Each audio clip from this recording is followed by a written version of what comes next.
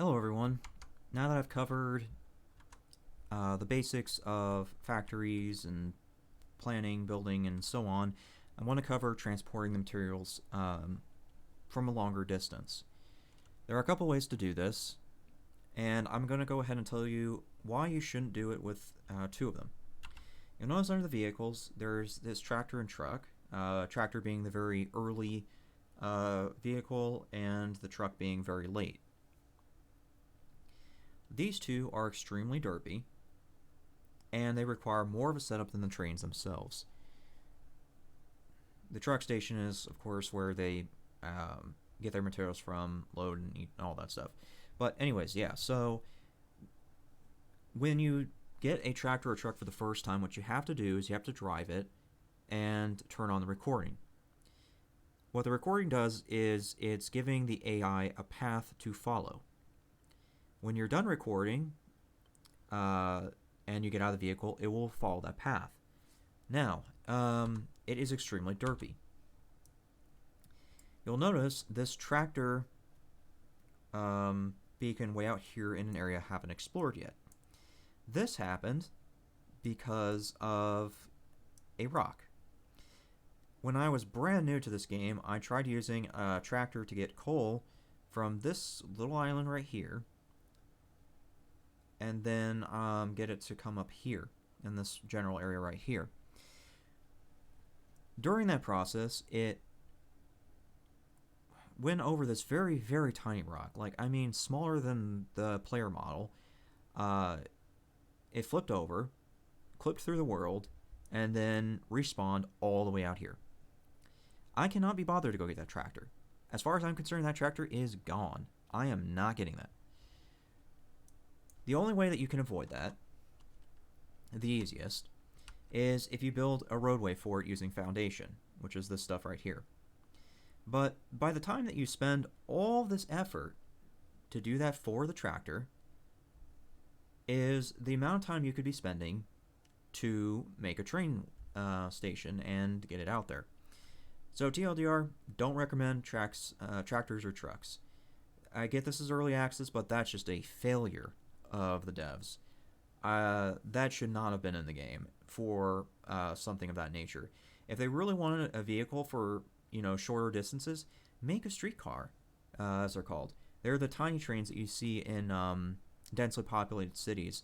They're a lot smaller than this. They're not meant to carry freight, not normally anyways, and they're a lot more agile. But moving on. Okay, so most of the guides for trains, in my opinion, are not the best. They usually involve drawings and very little visual cues in most cases. So let me go and help you with a visual cue, because that's what helps me, and I think it might help you too. The easiest configuration for a train is the push-pull configuration. Same thing in real life. You'll notice that this engine up here is opposite of this engine. That's because the way a push-pull configuration works is opposites. So here is the arrows to this train station. You'll see it's facing this direction. So it's facing out here towards the island. Kind of in the direction of the island. The other one, which is facing the opposite direction, is all the way out here, and it's facing towards this water area. That's how push-pull configuration works, is opposites. The train that's in front is going to the station over there. The train in the back is coming to this station. So from here to here. And that's how push-pull configuration works. One train goes one direction, the other one takes over and goes the other direction. It's a pretty simple setup and concept. It's just one of those things that's hard to explain.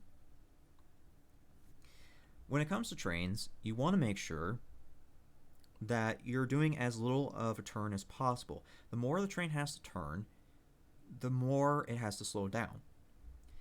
Another thing to keep in mind that's not mentioned in guides is how many cargo stations you have. Because the train slows down within about, I want to say 50 meters of a station, the less cargo you have, the more space the train tries to account for when coming to the station. What I mean is this. Because this is a 2 cargo station, the train is going to start braking right about where that tree is, somewhere around there, because it's going to try to slow down enough to get its cargo under these cranes. If it was a one cargo station, then it would brake probably past that tree, maybe right about there where my mouse is. That's what I did with this train station way up here. You'll notice that there's 3 trains in my playthrough total. There's this one right up here, which is running from here to here, and then there's this one that's running a little bit shorter of a distance right here. It's going from this river area right up to here.